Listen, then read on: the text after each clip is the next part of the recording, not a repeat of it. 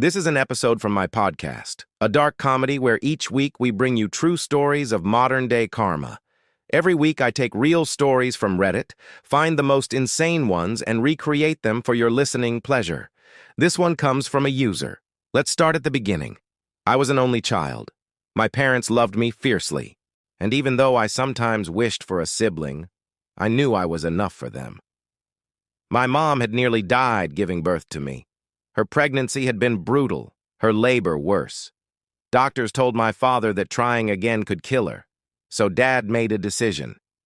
He got a vasectomy. It was final, irreversible, and for years I thought nothing of it. Life was good, ordinary, happy. But all of that changed in college. My mom was diagnosed with stage 4 ovarian cancer, the most aggressive kind. It was the same cancer that had already claimed her mother and sister. The odds were stacked against her. She fought with everything she had: chemo, surgeries, endless hospital visits. And while she was fighting for her life, my dad was slipping away, into the arms of another woman. She was one of his co-workers, just a few years older than me. At first, she seemed like a godsend. She helped around the house, sat with Mom during treatments, even tutored me when I struggled with coursework. I thought she was kind. I thought she cared. But behind that mask of helpfulness, she was doing something vile. She was sleeping with my dad. I didn't know. Not yet. And then, there was that night in hospice. I'll never forget it. Mom and I were playing Chutes and Ladders, a child's game, something light to distract us from the shadow hanging over the room. Out of nowhere, she got quiet. Her hand on the board froze. She looked at me with eyes that seemed to see straight through me and said, "You do know your dad isn't planning to reverse his vasectomy, right?" I remember blinking, confused. "Yeah, I know. Why?" She just gave me this look, a look I couldn't read at the time. Then she said softly, almost like a farewell, "I think you'd best keep it in mind." When I left that night, I kissed her and told her I'd see her tomorrow. She smiled, whispered, "You'll be fine on your own." She died in her sleep. And just like that, my world collapsed. In the days and weeks that followed, guess who was right there? The co-worker. She helped plan the funeral, cooked for us, kept the house in order. Slowly, so slowly I barely noticed, it was like she moved in. One shirt in the closet, one toothbrush in the bathroom, until eventually she lived there. A year later, she wasn't just helping, she was replacing. That's when suspicion started to gnaw at me. So I dug. And when I uncovered the truth, that the affair had started almost immediately after Mom's diagnosis, I felt sick. Betrayed, enraged. I wanted to scream. I wanted to confront them, to tear down their perfect little lie. But then, I remembered Mom's words. Keep it in mind. And I realized something. Mom had known. She knew what Dad was doing. She knew what that woman wanted.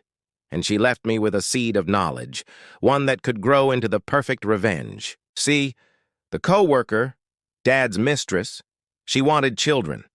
She'd said as much to both of us before. She dreamed of being a mother. But Dad could never give her that. Not without reversing his vasectomy, something Mom had hinted he would never do. I saw an opportunity, a chance for a revenge that wouldn't just expose them, it would destroy them. So I did something that required every ounce of patience in my body. I stayed quiet. I watched them get engaged, smiled at their wedding, toasted their love, pretended to welcome her into the family. I even went so far as to intercept medical test results, ensuring she never saw the truth. But Dad did. He knew the lie he was living. She didn't. It was torture. Every time I saw her cozy up to my father, every time she laughed with me over coffee, my insides screamed. But I silenced it all.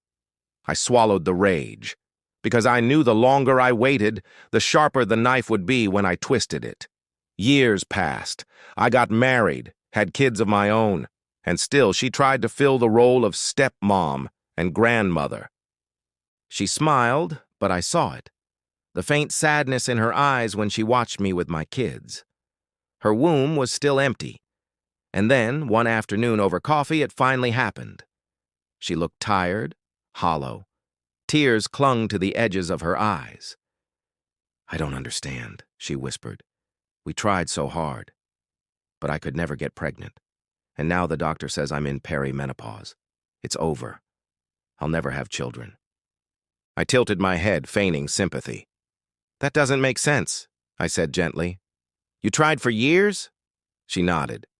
"Yes, and nothing. I don't know why." And then I struck.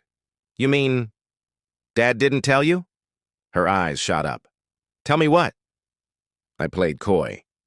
"Oh, I shouldn't. It's not my place. I can't believe he didn't tell you." She leaned in, desperate. "Tell me what?" I paused, letting the silence stretch until she was practically begging me. And then, with the calmest voice I could muster, I told her, "Dad had a vasectomy a long time ago.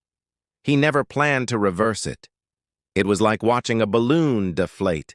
Her shoulders slumped, her mouth opened in shock, and then she broke, sobbing into her hands. Inside, I was exultant. I wanted to laugh, to shout, to rub her nose in the pain she had helped cause my mother. But I didn't. Instead, I put on the mask one last time. I hugged her, rubbed her back, whispered that she deserved better. I played the role of the supportive daughter, while inside, I was savoring every delicious drop of her despair. That was the last time I ever saw her. Weeks later, my father called, furious. "How could you do this to us? We loved you." My reply was ice cold. "You and Mom did a good job teaching me how to keep secrets." I hung up. I never spoke to him again. The mistress was gone.